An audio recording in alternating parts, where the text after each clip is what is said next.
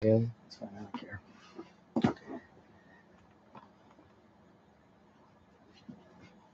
I'll just tilt it just a little bit. Yeah, there you go. We got audience yet?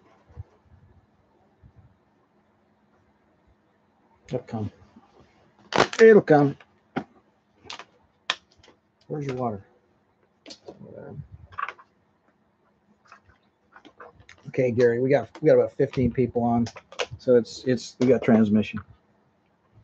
All right, guys. We got some big problems, and we got some heavy hitters that are coming out.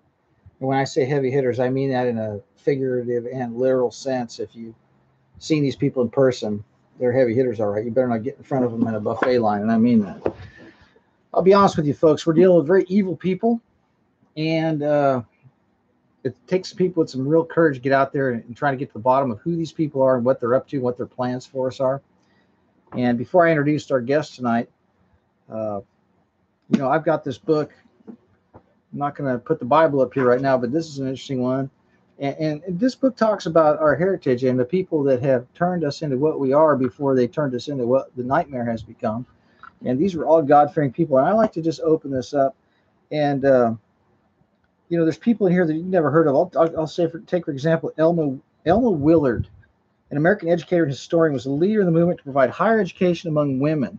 And she was born in Berlin, Connecticut, and began teaching at the age of 16, married to John Willard in 1809. With a little help, she established a boarding school, later a girls' seminary. Did you hear that? A girls' seminary, teaching girls how to preach the gospel.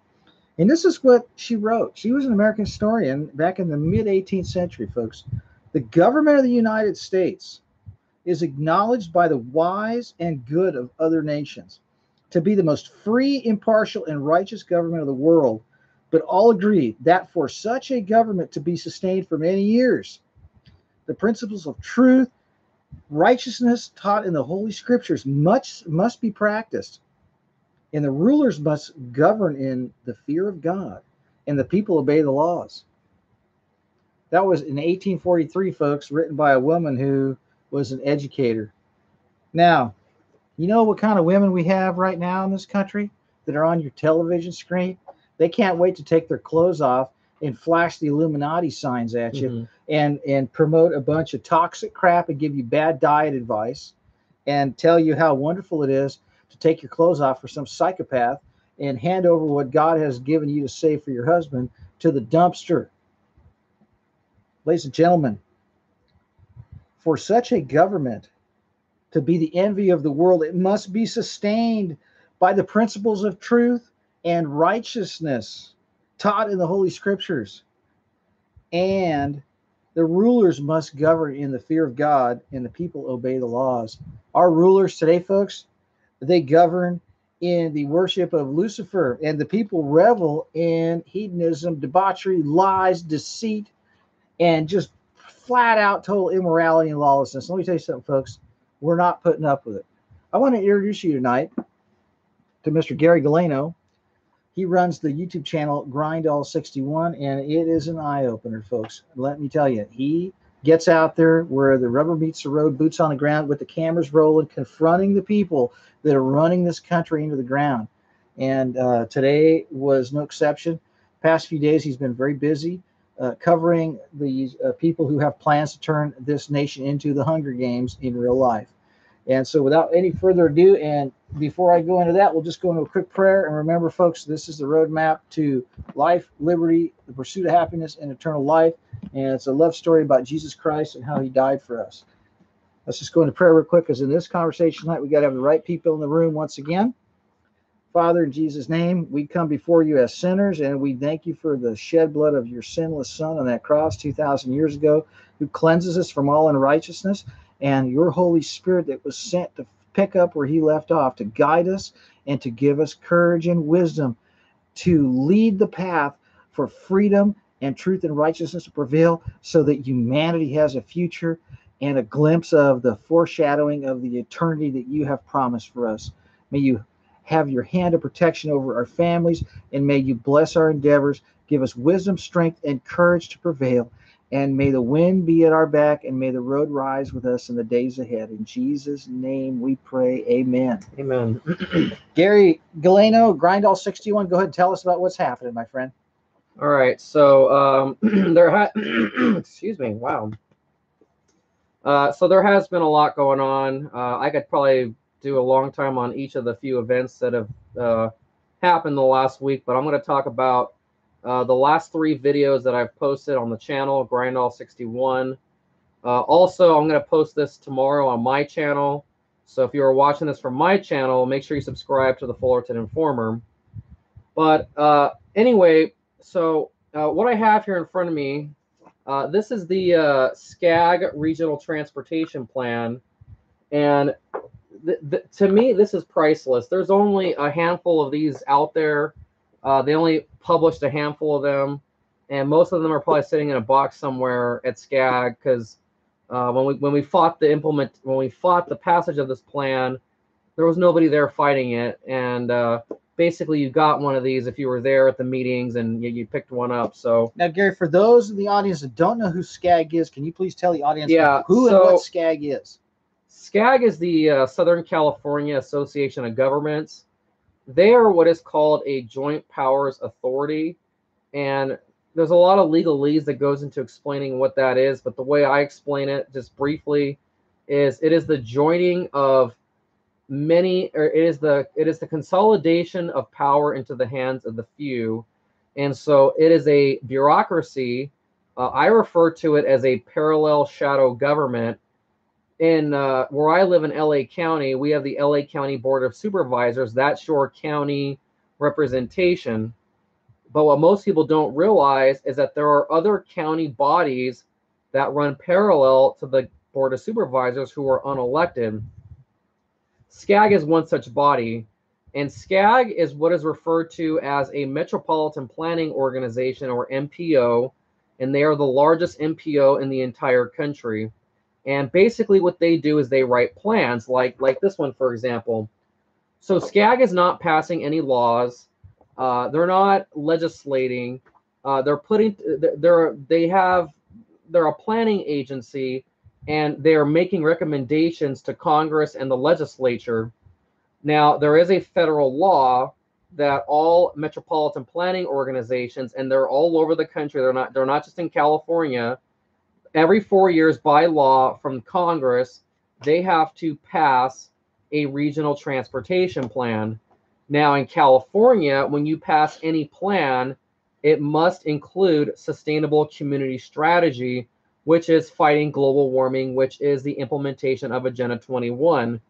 Now, the way S.C.A.G is made up is, as I said, it is a government agency, and anyone familiar with city council, you would know that the city manager and the staff is who runs your city, and your city council, who is elected, essentially it's their job to rubber stamp whatever the city staff has put in front of them. If you have a good city council, they will reject at times staff recommendations, and they'll put in their own ideas into various issues. Well, S.C.A.G is like a bad city where they don't really care what's put in front of them. They just pass it no matter what. So at S.C.A.G, they have there's a state-appointed staff. It's government jobs, and every so often, once a month, they have their big monthly meeting. And so this is hold on.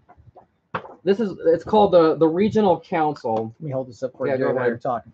So it's called the Regional Council, and the Regional Council is who makes all the decisions for S.C.A.G, which really is not the truth. The staff is making all the decisions, and the Regional Council, they vote on the policy that is put in front of them by the staff. Now, open that up and just show everybody all of them. So the Regional Council for S.C.A.G, it's a 79-member body, and each member represents at least one city. You can't see it up close, but if you look at it, you'll see that some of them have district under their name, and if they have district, that means they're representing more than one city. So my city is not in this because another city is representing our city. So this body of 79 people, they vote on the policies at S.C.A.G. Now, when you go to S.C.A.G, they're going to tell you that these people are elected, and they are elected. These are all mayors, county supervisors, city councilmen. The mayor of Los Angeles, Eric Garcetti's in this. He's also on this board. And they are elected, but they are not elected to S.C.A.G. Now, if you've watched Rosa Corey, one thing that she taught me was she said that Agenda 21 is the crossing of jurisdictional boundaries. And that is exactly what these people are doing.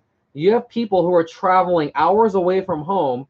This S.C.A.G body encompasses 6 counties in Southern California: San Bernardino, Los Angeles, Riverside. People that make the decisions for your quality of life for 20 million people. And a lot of these people, you have no control over kicking out of office, because this is exactly what he said, folks. So one of the counties I mentioned was Imperial County. And Imperial County is next to San Diego County and borders Mexico. And so it's now the regional council, they hold their meeting once a month on a Wednesday at 9 o'clock in the morning in downtown Los Angeles. So if you live in Imperial County, you have to drive 4 or 5 hours if you want to attend this meeting, where you're being told you're being represented. These people are not elected. They are not elected to S.C.A.G. They are only elected to sit on their local city body. So that's what S.C.A.G is. And I could probably explain a lot more in detail. Well, anyway, so show them the plan real quick, the book that you're holding. So as I said earlier at the beginning of this is the regional transportation plan. And look at how thick it is. Well, that's only part of it, because the environmental impact report is 2,000 pages, and they did not. Do you have a copy of that? No, we were not. They only have it on a disc that you can look at on a computer. Will they allow you to get a copy of the disc? I have the disc. Okay. Yeah, I have the disc. Maybe we ought to put that up on the FullertonInformer.com. Yeah, I could give it to you if you want it. Yeah, let's get it and the EIR is where all the nasty stuff is. There's a lot of nasty stuff in here as well. But anyway, so this is what I like to, because this is the act was when they voted on 2 things. They voted on this plan. This is the Regional Transportation Plan, SCS, Sustainable Community Strategy. It's what it says on the front. And then they also voted on the Regional Transportation Plan Environmental Impact Report, which is RTPEIR. Now, the RTPEIR is the one that's 2,000 pages, but we just go off of the SCS because it's the main document. Ladies and gentlemen, while Gary's talking, can you please get your friends to tune into this? You're not going to hear about this anywhere. He's an expert on this. He's an expert on what goes on behind closed doors on Wednesday morning at 9 a.m. when all these people in these pictures have been wined and dined and fattened up at an expensive hotel the night before, so they didn't have to brave the commute and the traffic to get there on time, just so that none of us can get there and see what they're up to. Please get everybody to tune into this right now. So anyway, so I went back in 2016, and I said earlier that every 4 years, Congress has mandated that these agencies pass this plan. So it's 28 or midway through 2018. They're about to start working on the 2020 plan. But we're going to talk about this plan because the 2020 plan doesn't exist yet. So the 2016 plan, in this document, it calls for $544 billion of new taxes for California. And when they were promoting this, they would actually say, because they were bragging about it, because they knew nobody was watching, so they would brag about it, they would actually say $500 billion. So this document calls, here, let me show it to you real quick. I'll show you where it's at. So this $500 billion to remake the landscape of Southern California into the Hunger Games model, folks, where you're going to be out of your cars and onto a rolling coffin surrounded by a bunch of whack jobs with syringes and knives, because they emptied all the jails into the streets and all the mental hospitals into the streets to float the pensions for the people that are enforcing these radical environmentalist social justice warrior scams on us. So this is, this is for you. So this is all the spending they're going to do. And so the total's right here, this 556.5, and it's in billions. So the plan is $556 billion. And then this is how they're going to raise the money. So here it says gas tax, vehicle mileage tax, toll lanes. There's also sales taxes and all that. Okay, stop right there, Gary. Go ahead and read those 3 things you just said again. Well, let me explain because I'm going to get into that. All right, good. Just make sure. Yeah, no, I'm going to get into that. that. Well, anyway, so in 2016 we went to the meeting where they voted on this document, and the document calls for $500 billion of new taxes.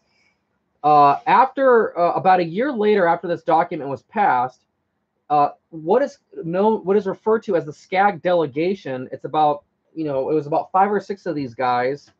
They took a junket up to Sacramento on our dime. They flew up there to meet with the Senate President Pro Tem Kevin De Leon, who is now running against Dianne Feinstein for U.S. Senator. And they went up there to promote the taxes that are in this document.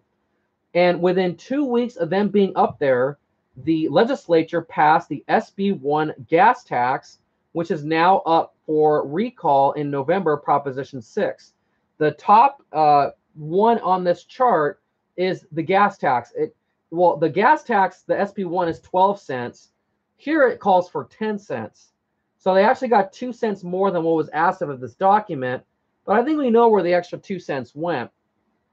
So they also call for toll lanes, increased sales taxes, as well as a mileage-based user fee, or what is known as vehicle mileage tax, where they put a GPS box in your car and tax and track you by the mile. That is something we've been fighting for the last couple of years, and is very slowly going through the process of potentially being implemented. And that's a whole other topic that I don't want to really get into, because there's a lot of stipulations about that involve the Proposition 6 vote in November. But anyway, so that's what S.C.A.G is. That's what they're doing. S.C.A.G is a planning agency. They made this plan, $500 billion, to raise all these taxes. So if you live in California in the last year, you might remember for a little while it seemed like every day taxes were being raised, and it's because of this document. So we come to find out that this was passed in April of 2016. In April of 2017, the legislature passed SB1, the gas tax. On April the 10th, 3 days later, S.C.A.G terminated the lease to their building 3 days after the SB1 gas tax was signed by Governor Jerry Brown. And when they terminated their lease, they had to pay $1.5 million in cash to the previous landlord. So they were ready to get out, and they were willing to spend $1 million. What kind of building did they have before? It was it's like a skyscraper in downtown LA. Was it big enough for the staff? Oh yeah, it was more than adequate. And I mean, the building was fine. They spent $1.5 million on an early termination fee to get out of their lease. Correct. To break their lease, they paid $1.5 million bucks. 3 days after the gas tax passes. I couldn't wait. The gas tax that they concocted in this document. And then some time went by. I don't know how many months. Gary, who made the decision to break the lease?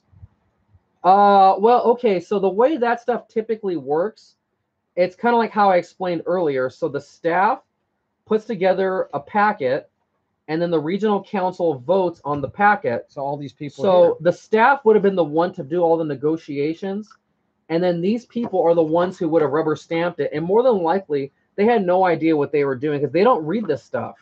You know, when I said earlier that the RTPEIR, the 2,000-page document, these guys didn't read a 2,000 document about what they were going to do.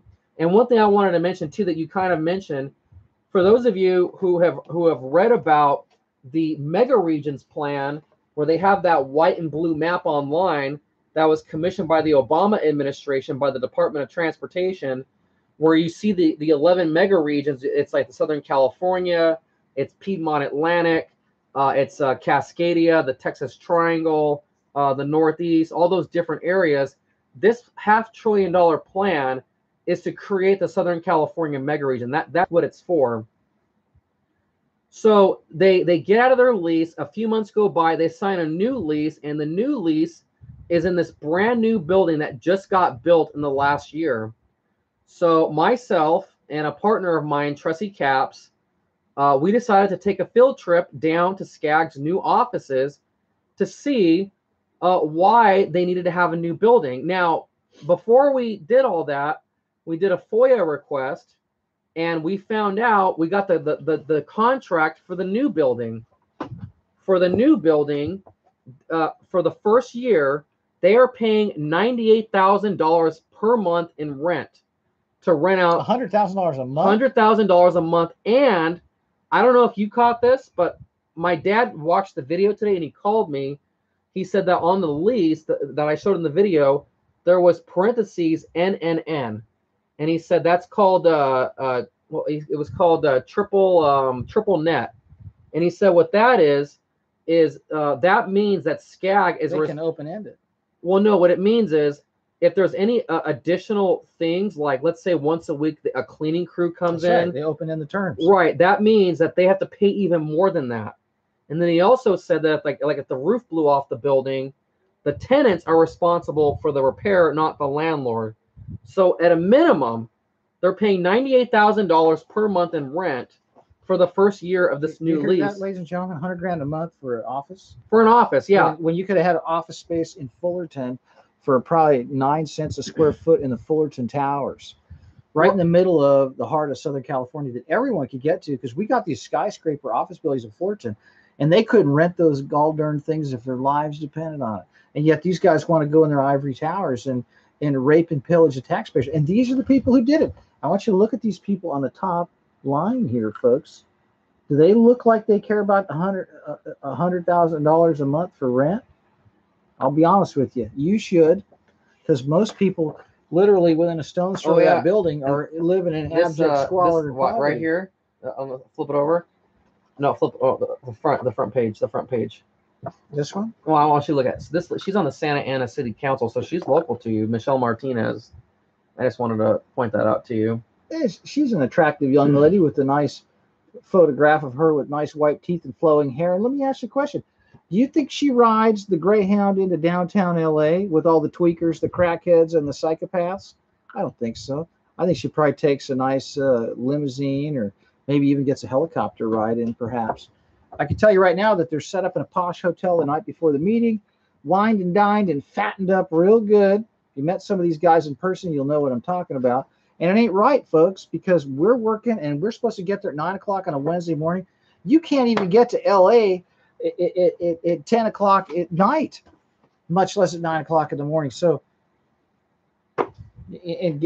go on, Gary. Yeah. Well, anyway, so they passed the gas tax, and they immediately get into a contract for $100,000 a month building in some tower in Los Angeles, brand new tower in Los Angeles. And they're not even on the top floor. No, they're like halfway up. Not even. They're like a fourth of the way up. Oh, I see. And anyway, I think it was like $26 a square foot or something is what they're paying. Now the terms, the square footage goes up every year. So, and real quick, this is Margaret Finlay, City of Duarte. Honorable. Well, I'm not even going to call these people honorable, because in my opinion they're despicable. Alan D. Wapner. And he doesn't have a city listed on here. He represents Sandbag. But because he represents another monster, paper tiger, Trojan horse on steroids. But what city is he serving? Ontario. He's on the Alan Wapner's on the Ontario City Council. Then we've got Bill John, Jahn. He's from Big Bear Lake. And then we got Michelle Martinez from the city of Santana. Okay, so we've got people here. This is the president and the first vice president, and I think now Mr. Wapner is the president. Yeah, so he moved this lady out. And so what we've got here, these are the people that are sitting on a $500 million budget to turn California $500 billion. $500 billion budget. 500 billion. I mean, it's the numbers are staggering. To turn this, to remake Southern California into the Hunger Games, to get you out of your cars and onto their conveyor belts where you got to breathe the same air and get injected with whatever's sticking out of the syringe in the guy's pocket next to you as you're crammed into these things. This is crazy, folks. And these people are doing this with nobody paying attention. And now they just moved into a $100,000 a month posh pit halfway up a skyscraper downtown LA, where no one knows where they're at, and no one goes and visits them, and no one calls them out on anything. And when you start reading this thing, it's going to freak you out if you have any idea what the ultimate plans are. And Garrett, go on. You're the expert.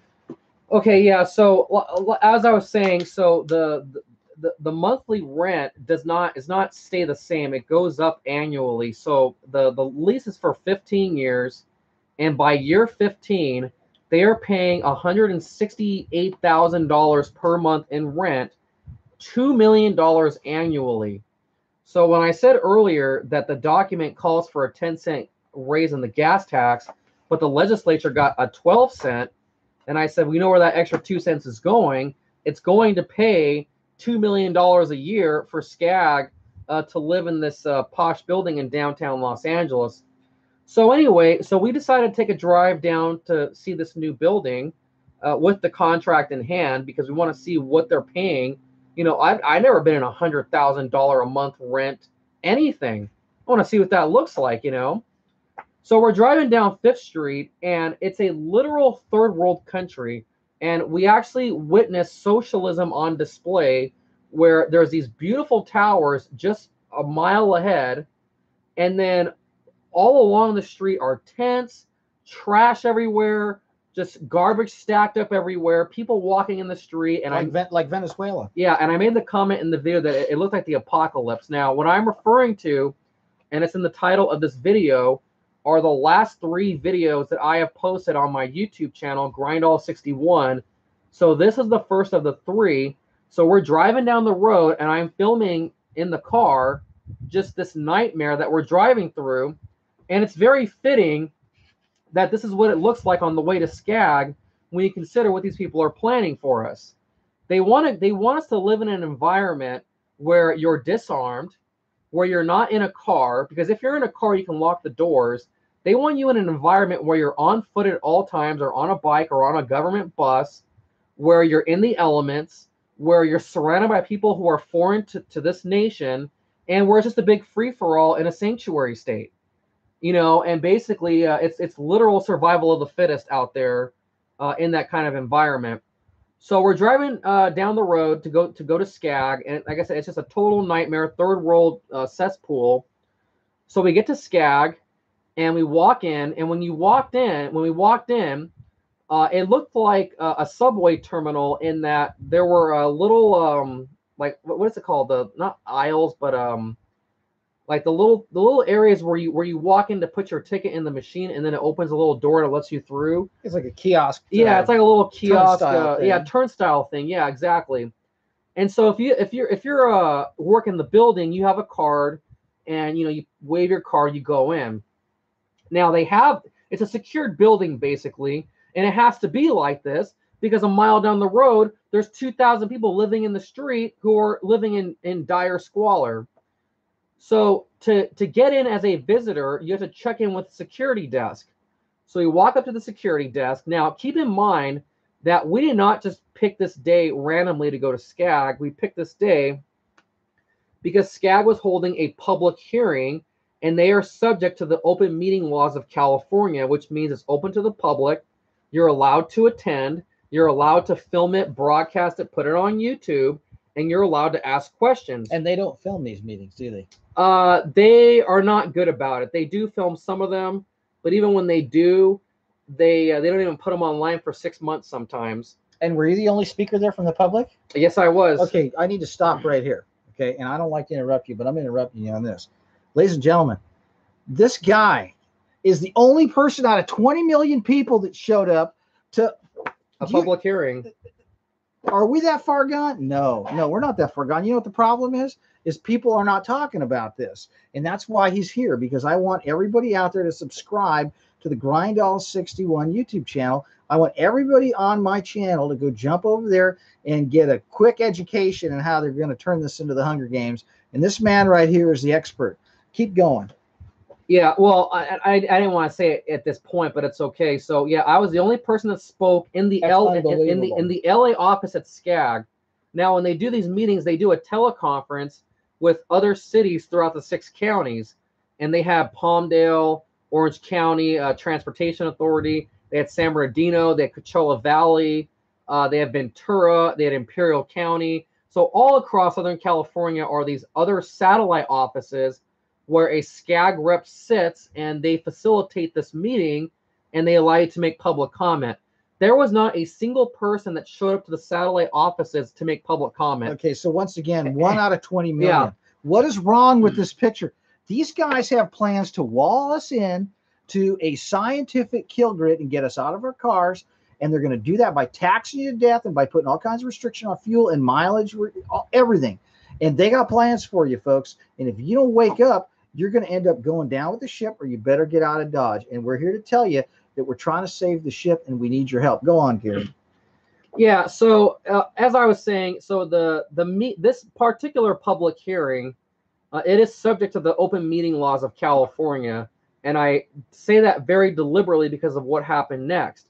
So we had to check in with the security desk, and they asked us for our IDs. Now, I'm guessing someday they're only going to take real ID and won't even take your regular driver's license. So now, a lot of the time, I will fight when they try to make you show ID, but I wanted to go up there and see this office.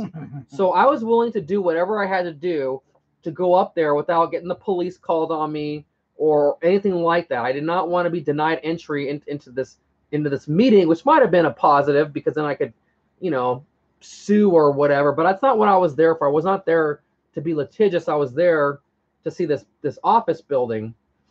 So they asked for our ID, and then the lady that was working the desk, she scans it into her computer. Now, I want to make a point about that. My privacy was violated when they did that. I don't know where that information is going. I don't know who is keeping that information. I don't know where it's being stored. I don't even know what they did with that information, if they checked for a criminal record or anything of that sort. Or for all I know, it might have went straight to the Department of Homeland Security or the FBI or who knows where it would have went. They don't ask for ID when you go to a city council meeting. They don't ask for ID when you friggin' vote. So, and of course they don't ask at city council because they're not allowed to. So, but, this is S.C.A.G is in a building that's 70 floors with all kinds of businesses.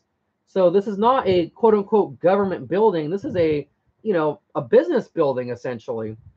So first, they scan our IDs, and then after they scan our IDs, the security person then asks what our business was in the building, which is another violation because when I walk into City Hall to go see my mayor, I don't have to tell them what my business is. I'll tell them in the public comment what my business is, not beforehand, so they can vet me and figure out if I'm even allowed to speak in the first place. So they asked us what our business was, and we had all kinds of paperwork from S.C.A.G about this particular public hearing. So once again, I'm not trying to fight it. I just want to get allowed to be up there. So we presented them our paperwork, and I don't know what shocked me the most, scan the driver's license or this next thing. The lady then picks up her phone, she calls up S.C.A.G, and she says, I have Gary Galino and Tressie Capps here, and they say they're here for this public hearing. Are they allowed to go upstairs? And to which S.C.A.G say, yeah, let them up. But the point being is, we had to be given permission to go see a government agency. I mean, that's how egregious these people are, that no one's keeping track of them, that they think they can move into that they could raise our taxes through a planning process and then get $100,000 a month office space and then deny the public access unless you get permission. So we went through all of that, and they finally said, yeah, you can go up. So we go up to the 17th floor. So we do the meeting. I should say this, we just do the meeting. So we were there about 30 minutes early, and we asked for a tour of the office, which we were given. And the entire time I was in there, I was rolling my camera, I was filming, and at no point was I ever told not to film. I was never once asked why I was filming. They treated it as if it was pretty normal that I was filming. So I walked around for a good 10, 12 minutes with this person giving us a tour. And they were just telling us, oh, this is this and this is that, this office here. Here's the, and I don't know if people got this in the video or not, but Hassan Akrada, who is the executive director of S.C.A.G, he's the real head of all this because he's not one of these politicians. He's actually the government leader of all this. His office, he has a view of the Hollywood sign from his office. So that's part of why they're paying $100,000 a month, because he gets to live his American dream sitting up on top of a tower with the view of the Hollywood sign from his office. So it was hard to see it in the video because and this guy is moving the camera. I'm sorry. That's okay. This guy was a former planner from the Soviet Union. That's right. Yeah, he's a literal communist, and so we got a communist running the biggest unelected bureaucracy, unconstitutional regional government, $500 billion scam, and it's run by a former, practically a KGB guy. Yeah, it's unbelievable. So anyway, so we get this tour, and I filmed the entire thing. Now we're now talking about the second video of the three, the video of the tour itself. And then after the tour, we did the public hearing. And in the public hearing, as we talked about earlier, I was the only person who spoke. Not one person attended a satellite office. That's unbelievable. And so no one spoke from the satellite offices. So I did my public comment, and we got the hell out of there. So this was on Thursday of this last week, which was the 26th, I believe, of July, 2018. And that I believe it was that night I had to go to my city council also, and then the next day there was some other event that I attended that actually got canceled. And the reason why I'm saying all of this is because there's been a lot going on the last few days that I was not able to get to the S.C.A.G videos till Sunday, and that was kind of deliberate as well because I had a big exclusive, and I didn't want to release a big exclusive on Friday night or Saturday morning. I waited till Sunday to release the homeless video, and then Monday morning is when I released the video of the tour of the building. Now, today is Monday still, 10 o'clock in the evening, Pacific time. When I got up this morning at 8:05 a.m., there was a email from YouTube that someone had lodged a privacy complaint against my video of the homeless people. And in the video of the homeless people, in the last 20 seconds of the video, I showed the inside of the offices of S.C.A.G, and I did so as a teaser to let people know that there is more to come. Now, part of what I did too is, can you hold that up? The guy there in the middle, Alan Wapner, I guess he's this guy right here. He is the current president of S.C.A.G. He's not a government employee in that he works for S.C.A.G, but it's like being the mayor. He chairs the regional council meetings, and the title is not called mayor, it's called president. So Alan Wapner is Mr. President. But he doesn't look like this in real life. I mean, this is airbrushed and photoshopped. Oh, well, yeah. Well, he's also you got another. Well, picture he's also in this one, and this is from 2013. It's the same photo. So this is a few years later. So they're just I'm about to say he doesn't look like that in real person, and it may have a lot to do with what they feed these people in these restaurants the night before these meetings. But I'll tell you, they are wine and dine. They're wine and dine, folks. And let me tell you something. When I go on vacation, I wine and dine. Let me tell you something. I don't look like that. Yeah. Well, anyway, they must do it a lot. Yeah. So the last 20 seconds of the video, at one point, I asked about the president of S.C.A.G, and it turns out he has an office at S.C.A.G. He has his own little conference room. Nothing really elaborate. It's a very small little room with a table and 4 chairs. But I walked in there and I said, "Oh, look, this is Alan Wapner's room," and that's how the video basically ends. So a privacy complaint was filed against that video, claiming that I violated privacy in the last 20 seconds of the video. Did they specifically state at what portion of the video? Yeah, they said the last 20 seconds. So they said that. So now we know who did it, don't we? So the entirety of the that little part in the office was a privacy complaint. Now, about 10 days ago, in my city, West Covina, they had a S.C.A.G event, and good old Alan Wapner showed up to represent S.C.A.G at this event. And the reason why it's so upsetting to me is Alan Wapner, he is in Ontario County, and I am in LA County, and so he left his county to come to my county to lecture my city about how we're supposed to live. And now this event, they shut a street down, and they had a bunch of bicycles out there. Now, let me ask you a question. Did Mr. Wapner ride a bicycle in front of everybody? Not that I'm aware of. You think it's possible he could have even gotten on one? And this is the point I'm making, folks. These guys, want what's good for the goose and not for the gander. They want you on the buses with all the homeless people and all the people that have just gotten out of jail and all the rapists and everybody else that just got out of jail. And they want you on a bicycle so you can get hit by a car and breathe the carbon monoxide and get knocked over and run over by a bus or something. But these guys are taking limousines. These guys are getting flown in helicopters. And these guys want you in the mosh pit while they're in the posh pit.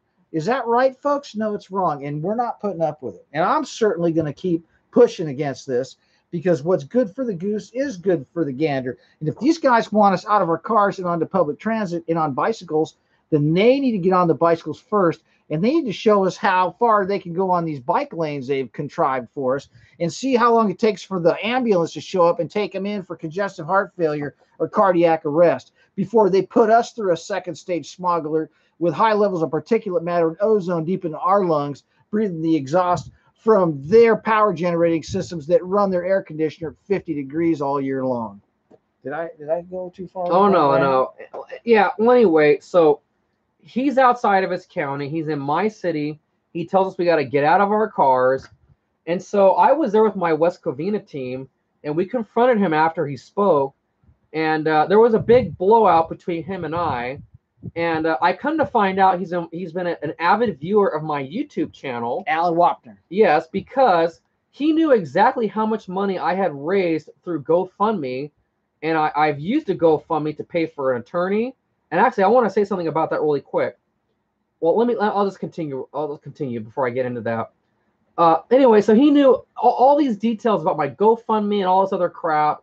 And I'm like, wow, the guy's been watching my videos. Okay, at least that's some good information to know.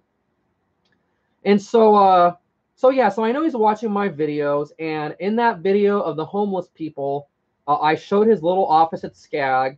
And then I got a privacy complaint at 8 in the morning the next day. And I don't know who did it, because they don't tell you who did it. But I think it's pretty safe to say we do know who did it. There's only a couple of candidates, really, and one of them is Alan Wapner. So when that happened, the second video, which was the video of the tour itself, I had to change it up a little bit. I had to put a disclaimer in the front of the video saying to YouTube, this is a government entity, S.C.A.G, and they are not allowed right to privacy, so that when they look at these videos in the next, because you have 48 hours to take the video down or alter it when somebody files a privacy complaint. And so I'm basically telling YouTube that this is what this video is. It should not be taken down.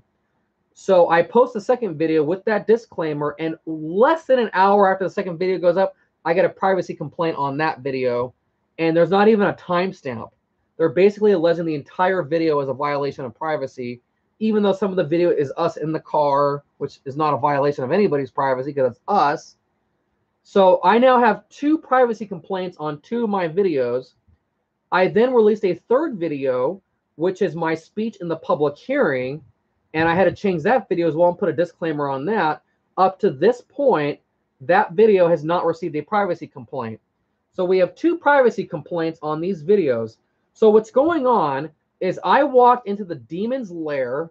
I was as far behind enemy lines as you could get. I walked in there with a camera. I got out of there alive and had a story to tell. And I got way too close to the truth about the gas tax, the rent of their building, and just the secrecy of S.C.A.G altogether. And the empire is now striking back, which is why we are making this video. Now, there is a precedent here. There's a government agency in San Bernardino called S.C.A.G, and this was 3 years ago. The first time we ever went to their building, we did the same thing. We walked around with cameras to their offices and everything, and they filed a privacy complaint against my channel. They did the exact same thing. So Alan Wapner is part of S.C.A.G too. Well, there you go. And I know who did the privacy complaint back then. It was one of the secretaries. She got upset that we put her on camera, whatever, right? Well, that video is still up to this day. It did not get taken down. So I do not expect these videos to be taken down. But point being is S.C.A.G is trying to get the videos taken down. Now, what I wanted to make the point about the GoFundMe and the lawyer and all that, for those of you who do watch my channel, I have been talking about how I'm in the middle of a federal criminal case where I was, and I'm not going to get too much into it, but to make a long story short, there's a meeting that we attended that is supposed to follow open meeting laws of California, and they moved the meeting into a building that did not follow those laws, and I got arrested when I tried to exercise my rights in that that they building. Purposely moved a meeting into a federal courthouse. So they moved the meeting into the Ninth Circuit Court of Appeals building in Pasadena, which got me arrested. And really briefly tell the audience about what capacity one of the higher ups that made the decision to move it there was. Oh, well, okay, so wasn't he a judge? Yeah, the person who made that decision, he was the chair of the commission itself, and he is a retired federal judge. So he knows. Who knew all the rules of that building. The ropes. He knew the ropes. And then we found out in the trial itself that the Ninth Circuit building in Pasadena, it's considered the most secure building, like in all of California, basically, when it comes to that system. You know, all they got to do is get any place to put some cops out front. Right. So this was a setup to frame him. Yeah. So they picked the most secure building possible to have that meeting. But I'm not trying to talk about what happened that day. The point that I want to make is I have been paying money to a lawyer to represent me in this case. I was convicted of a federal crime. I did get convicted. We are now appealing in U.S. District Court, and we're also going to file a civil rights lawsuit with the LA County Sheriff's Department.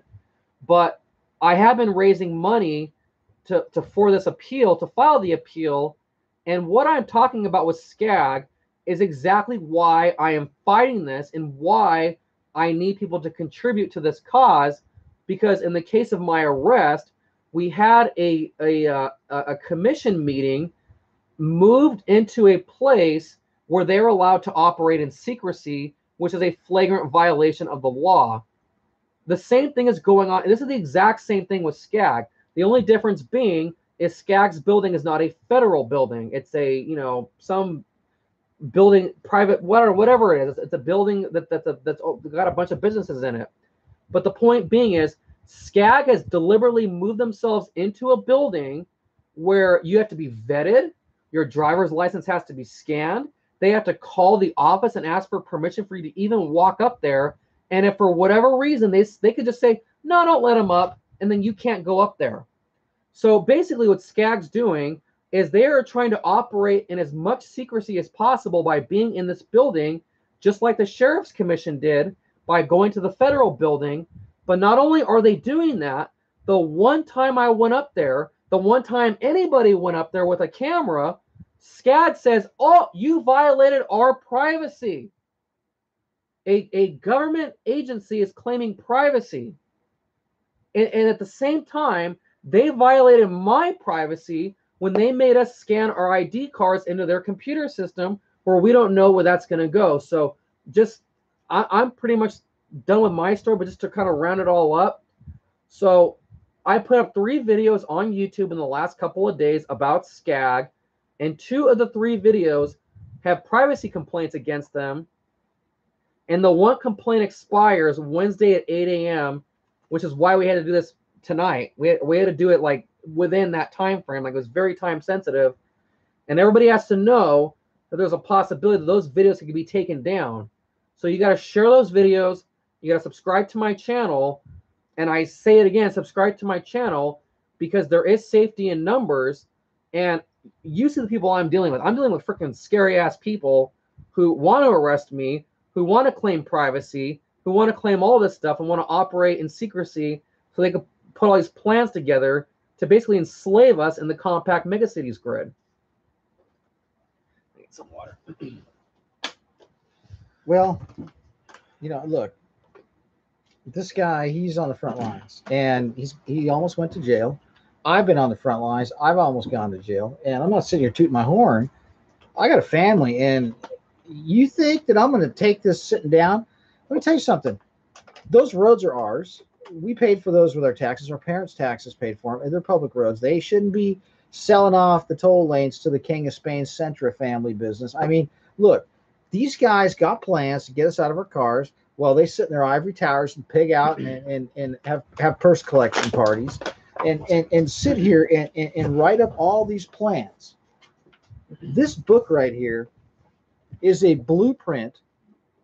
This book right here is a blueprint to the end of a free society, because it is a social re-engineering map And when I say social re-engineering, I'm talking about taking away your ability to live in a single family home, to take a shower, to wash your underwear, to travel freely in your automobile, to take your family on a vacation across the country. They're going to wall off a lot of these areas to where you won't be able to travel to.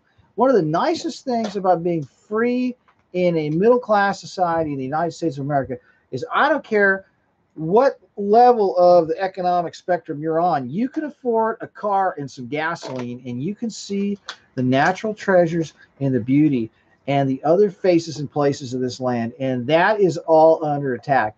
And the reason it's under attack is because the only way they can implement their eugenics programs is if they get us all into the slaughterhouse. And this, ladies and gentlemen, is the blueprint to build the slaughterhouse. It's all about sustainability. It's all about resource allocation, energy use, planning for 95% of the United States is rural open space. And they keep talking about sustainability. You know what sustainability is? You could have 50 kids and spread out like eagle's wings for the next 500 years, and they wouldn't put a dent in this place. And there's so much water under the ground, and there's so much potential to grow food, and there's so much potential for solar energy generation. There should not be a shortage of anything, but it is all contrived and controlled and invented for a specific purpose of culling humanity. Well, 95% of the country's open space. 95% of the country is wide open. There's nothing there but trees, bees, rats, and snakes. And you want to know something? They got to close off even more of it to protect these rats and snakes, because they got different kinds of snakes that they may not have. Come on. Are you going to put up with this? Are you going to take this? They have these secret meetings where they want everybody to get on bicycles so they get hit by a car, and these guys can't even get out of their chair in some of these meetings. I mean, I'll put up some pictures on the Fullerton Informer of these people who are making these decisions. Like Sean Nelson, for example. This knucklehead tried to run for Congress. He got his butt kicked, and it's just disgusting how these people actually expect to have any respect from us when they sit here and they're silent on the tools of the trade of this Agenda 21 implementation. And it's all a bunch of nonsense. It's all about, oh, the global warming. Yeah, you know how they do the global warming? They spray that crap up in the atmosphere and they microwave it. Oh, yeah, it heats up. Yes, the climate's changing because of your car.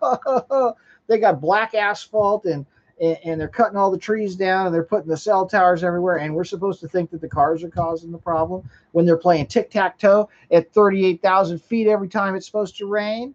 Are you kidding me? Do I sound like a nut job? No, you're a moron if you don't see what's being done.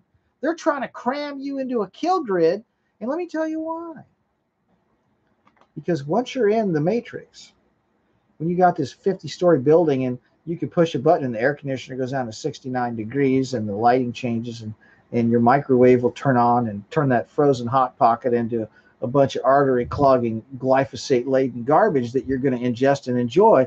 They want you staring at the screen so they can control what you eat, think, and drink, and pop, and smoke, and jab, and ingest, and crap out your backside.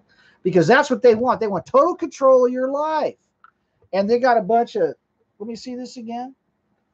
People promoted to their highest level of incompetence here, folks.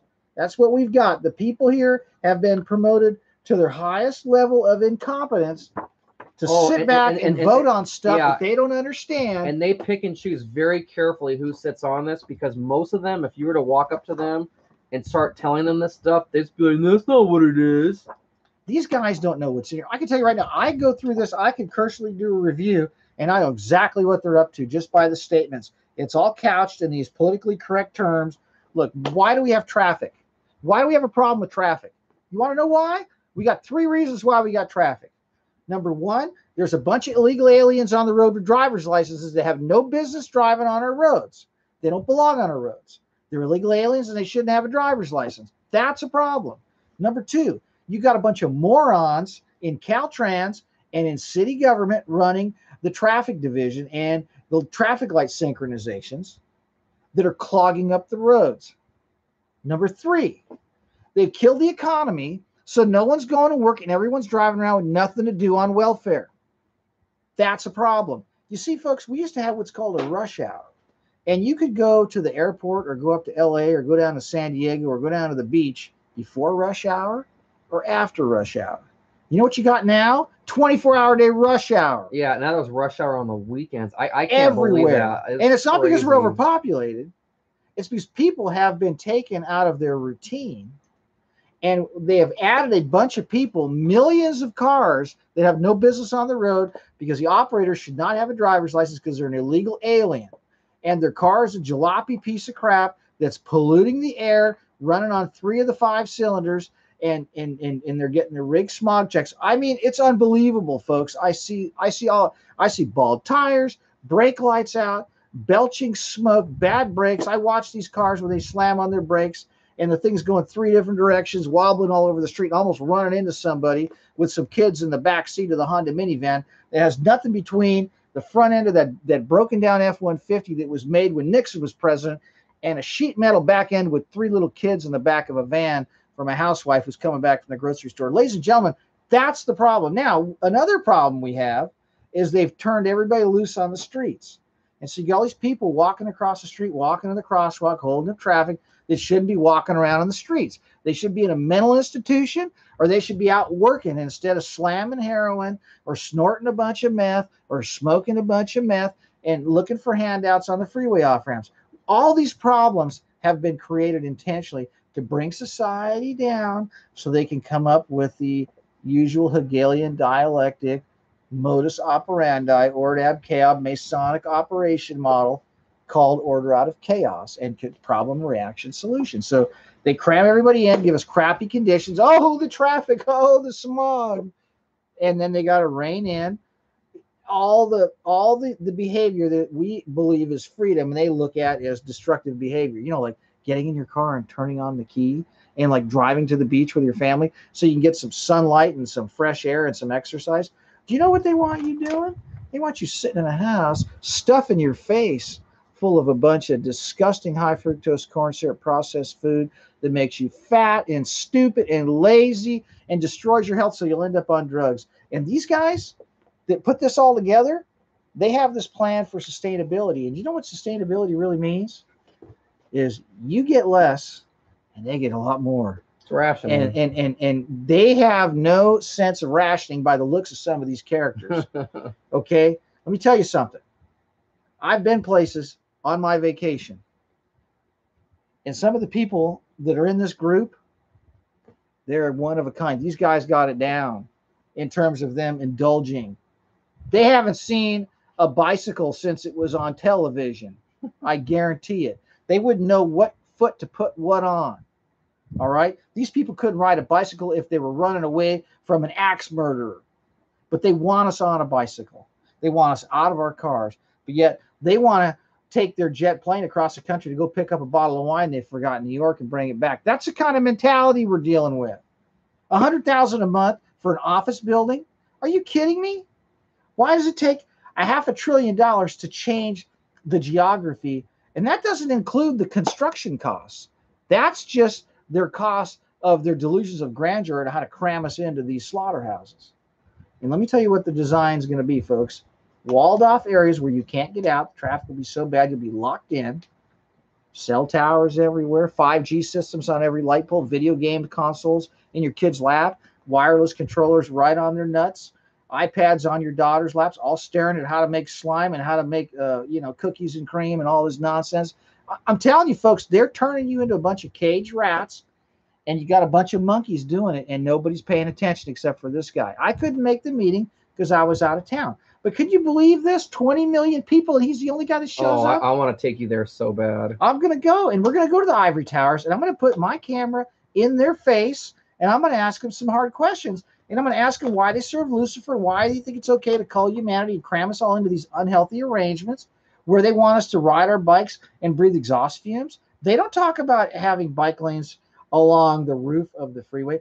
Do you think if they really had any concern to solve traffic problems, don't you think they would erect 1,000 miles of bike lanes on top of the freeways with little, how much does it cost to put one of those things up? If it's $1 million a mile for the asphalt, how much do you think it costs for some sheet metal with a little bit of rail up there? I mean, come on.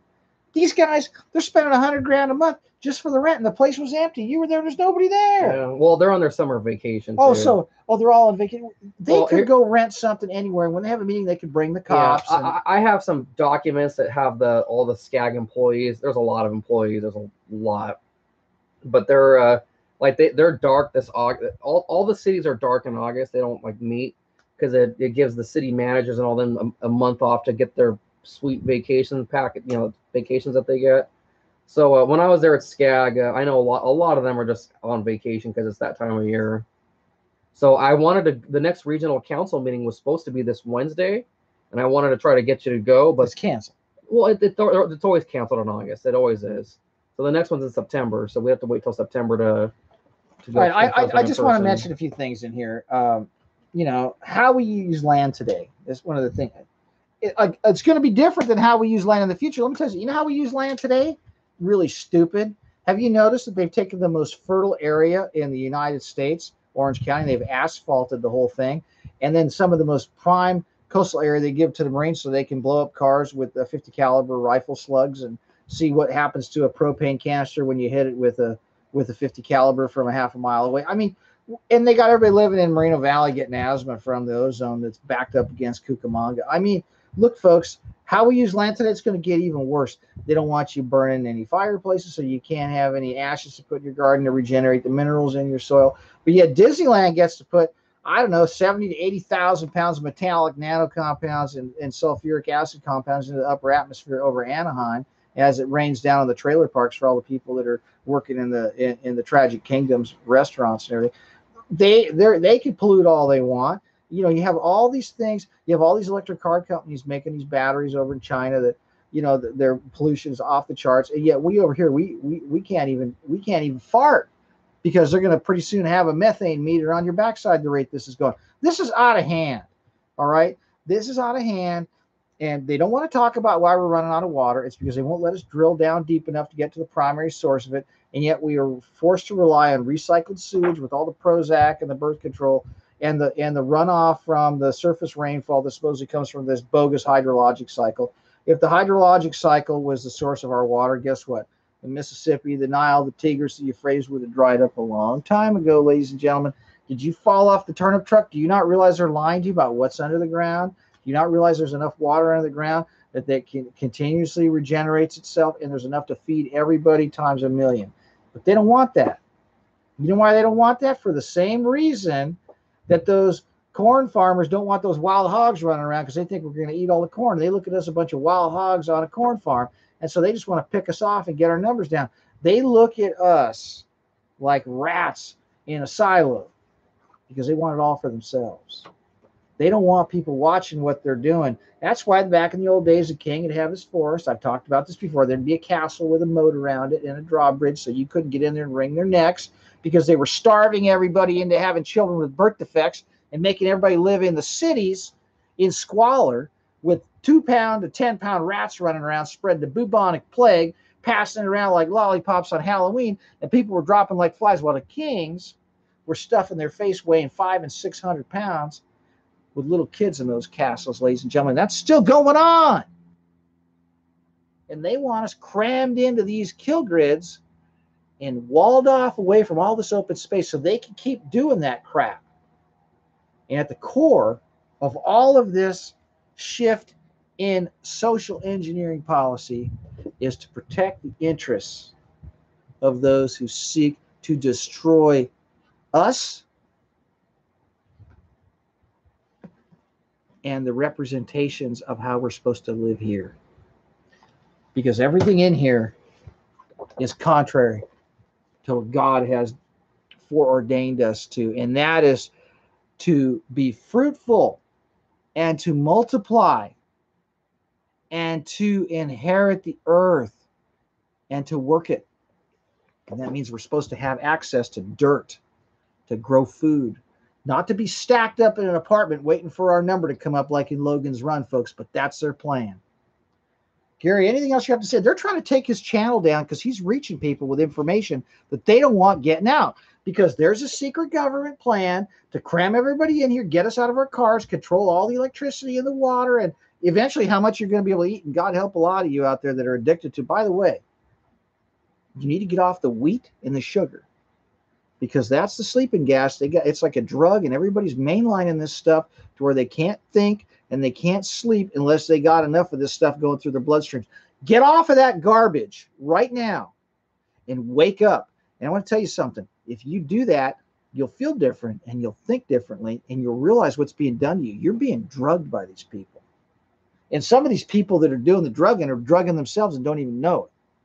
My point is that we are under attack. And they've got plans for us in these mega city regions. You watch the Hunger Games, you watch all this stuff, they've got it all figured out. They've got everything down to a science. And that's why they got these guys spending $500 billion figuring out how to get everybody into the Vernon meatpacking plant. And that's not going to happen, folks, if we wake up and we expose this. Because this stuff has to pass and it has to be implemented. And it has to be implemented at local levels. So the city's got to vote on this. The county's got to adopt this stuff. And these clowns got to vote on it.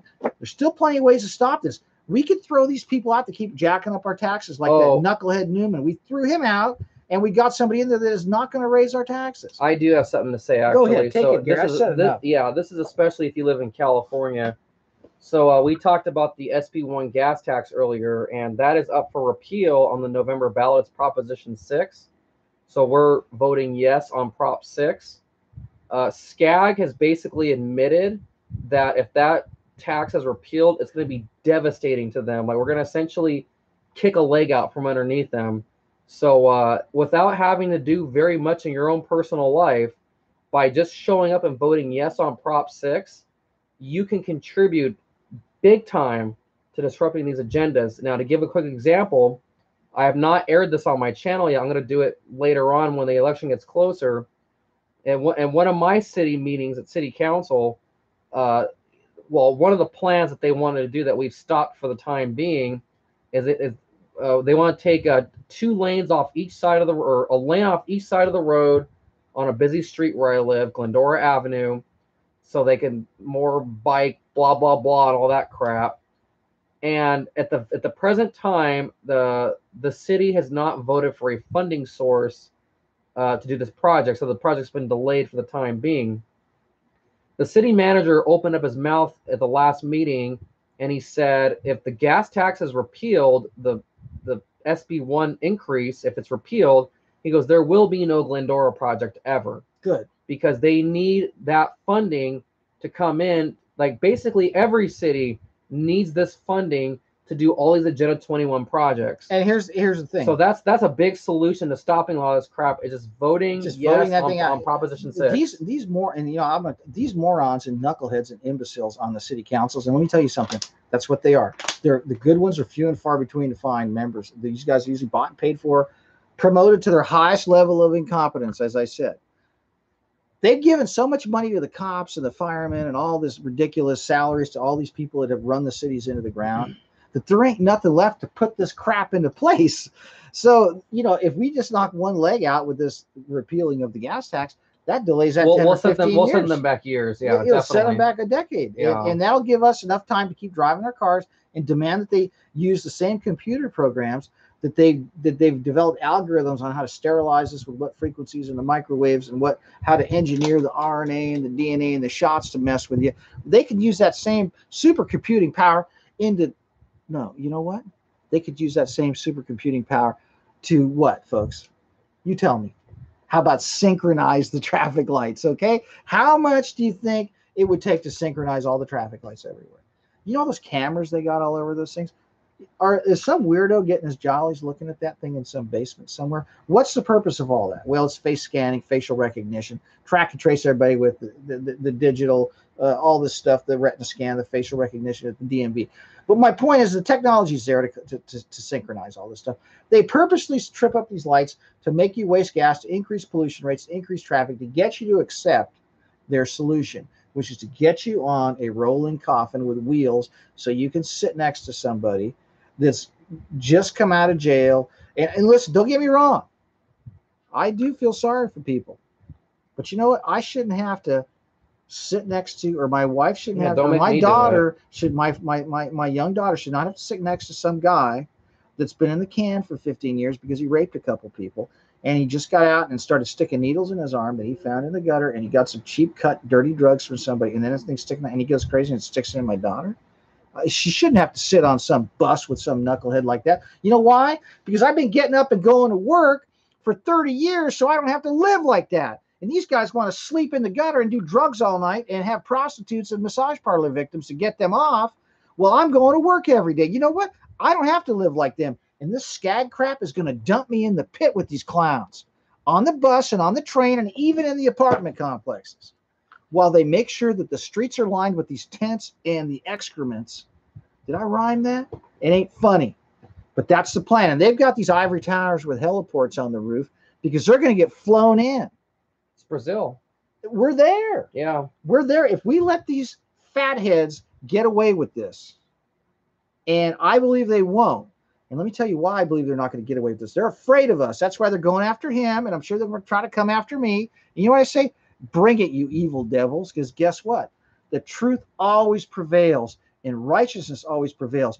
And when God's involved, and you know what? God does not want people living in these crammed in, horrendous conditions. That's why he made the earth so big, and he put so much water on it. But they are hiding everything from us and controlling everything and cramming everybody into these prisons and these cages. Don't fall for it. If you're in the city and you can afford to get out, get out. If you're in the city and you have a single family home, hang on to it. Don't sell it. Move your family in with you. Plant a garden. Get rid of your patio and put trees in your backyard. Grow food. Learn how to compost.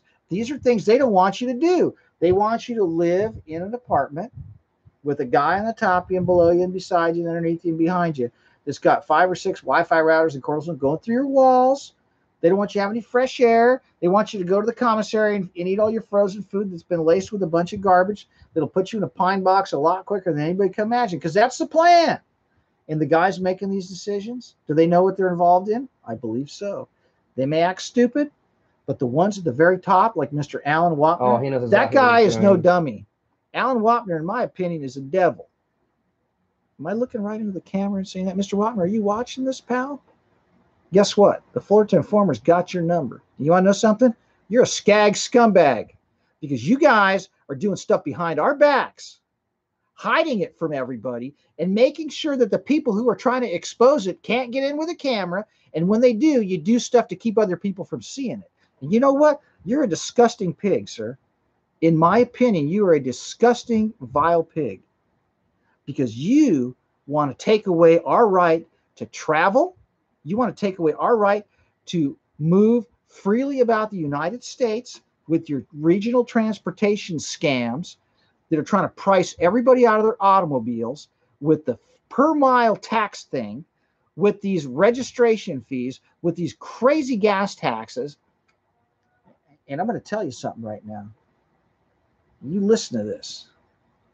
My dad came over to this country from Italy through Ellis Island, worked in the paper mills in the East Coast, and he came to California. And he drove out here in a 1968 Ford Galaxy in 1968 and got a job in a factory in Garden Grove making shoe boxes. And he drove that car for 40 years to put his kids he drove that car for 30 years to put his kids through college, and it was a V8, and it got 10 miles to the gallon. You want to know something? Do you know what your stinking gas tax would do to my dad now? He wouldn't have been able to put his kids in college. But you know what? My dad wouldn't put his kids on government subsidies because my dad was a man. And you're attacking the poor working people with your schemes, because these people have to live out in Smogville because you shut Camp Pendleton off, which is bigger than Orange County, to the public.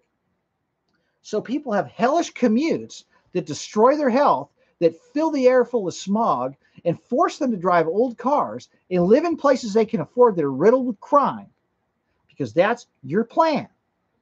And you know what that does to families? It ruins them, because the man dies young, the woman doesn't have her husband, the kids don't have their dad, and they stay impoverished. And that increases the crime and the delinquency, and you all love it, right?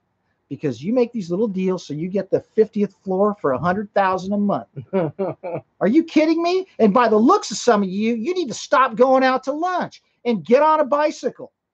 And when I see you, maybe I'll bring a tape measure and make an assessment of how much we need to take off of your waistline from the taxpayer's coffer that you've been pigging out on too long. That's real sustainability. That's, yeah, sustainability. This ain't sustainable. You know, these guys are eating for 5 people. If we really want to talk about sustainability, we'll put these guys on a bicycle and we'll put them in a situation where we'll put a time lock on their refrigerators. And actually, no, let's shut the refrigerators off. Let's save the electricity for a month.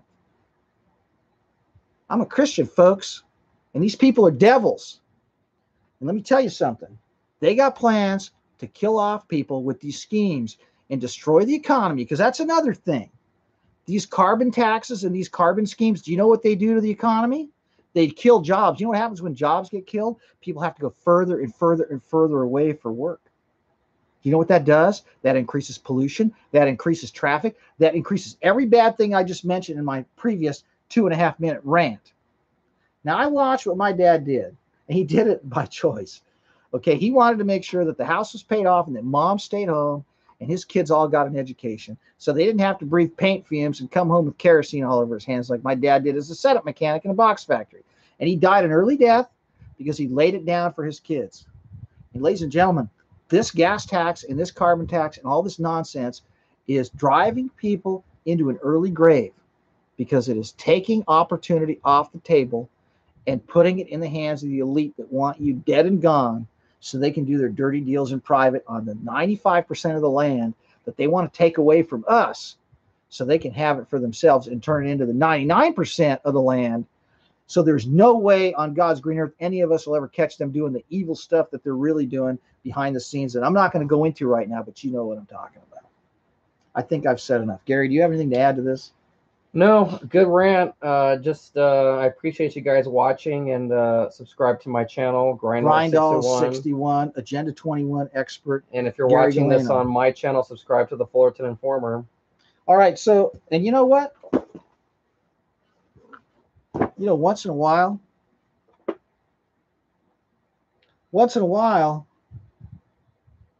we've got to get back to the basics, folks. And I want to tell you something. The reason why only one guy showed up out of 20 million people at this meeting for this agency that is trying to turn this place into a third world cesspool nightmare full of syringes and garbage and crap in the gutters, because that's what they're doing. That's what they're doing. You know why that only one guy showed up? Because all these churches out there that are sucking your money on Sundays are not telling you what's going on. And let me tell you something, folks. It is not biblical to not be involved in your government. This right here is a book for close to 200 years. It isn't until recently that we had the scumbags occupy all the political offices. But we got them now. You know why? Because the churches stopped doing altar calls for public office. Because the churches stopped recruiting people to run for office and get involved in their city governments. And now you've got all this progressive liberal crap. And you want to know something? You want to know what it turns into? I'm going to tell you a little story real quick before I shut this thing down. You know, there's a country in the Middle East called Egypt. And Egypt is that joint where they got all those pyramids, and they used to bury these kings in these weird wraps and think they're going to, who knows? But they had a lot of gods in Egypt. And one of their gods was the dung beetle. Did you know that the Egyptians used to worship the dung beetle? Now, the dung beetle they worshiped because it was some magical creature that emerged out of piles of manure and emerged as this amazing looking beetle. You know, beetles are really trippy when they come out of the ground. If you go to Cairo today, folks, on all 4 corners of that city, it is surrounded by canals of raw sewage. You see, folks, God turns people over to what they worship. And mark my words, if you want to sit back and let these people have their way with you, God will turn all of us over to the devices of these wicked people and the desires of your hearts. And let me tell you something. I'm going to get into something real quick before we hang this up. These guys got plans to turn this into the slums of the bubonic plague era. Okay? It's already being done. You've got raw human sewage in the streets of these cities. And you've got heroin needles and all kinds of filth in the streets. We've already got a situation where they're setting us up for an epidemic or something. They could stage one and blame it on that for all I know, and that could be in the cards. We must turn from our wicked ways of laziness and stop living just for me and mine and start looking out for other people and not living for how many zeros you got in the bank and what you got in the driveway. Because I want to tell you something, folks, there could come a time where in a moment's notice, none of that could matter. We need to go encourage, and we need to love other people. And loving other people doesn't mean you go give the guy that's in the gutter another $20 so he can buy another bottle of Thunderbird and a pack of menthols. They need to hear the truth. They need to clean up their act, get right with God, and pull themselves up by the bootstraps and go through the struggle and get off the jib. And the same go for all you guys. You got to get off your butts, get off that couch, get off that TV, put that remote control down, take that box of Red Vines and throw it in the trash, and open your eyes and go down to your city council meeting and look those people in the eyes who are making decisions for you, and maybe even become one of them. And most importantly, pray for wisdom and courage, because we cannot have a nation of freedom if our leaders aren't involved in a daily reading of the Holy Scriptures. If you want a nation that is a safe, righteous, truthful, happy place where we're secure in our personal effects in our homes and in our rights to have a fair and speedy trial and all the blessings we have, the rights to own guns and the rights to freely travel, the rights to not self-incriminate, the rights to all these things, you can't have it in a moral society. And the longer they continue with this immorality promulgation, the quicker we're going to lose it all. Jesus Christ is the way, the truth, and the life. And those of you who deny him are part of the problem. And you know who you are, because there's a group of you out there that got a problem with him. And I got news for you. Your number's up. And God has got his hands on you. And if you don't get right with him, he's going to show you the ropes. Mark my words. Thanks for watching, folks. And subscribe to Grindall61 YouTube. This has been a tough message tonight, but 1 in 20 million right here, folks. You're looking at 1 in 20 million. Gary, give him a smile before I push the button, buddy. Good night, everybody. What do you think?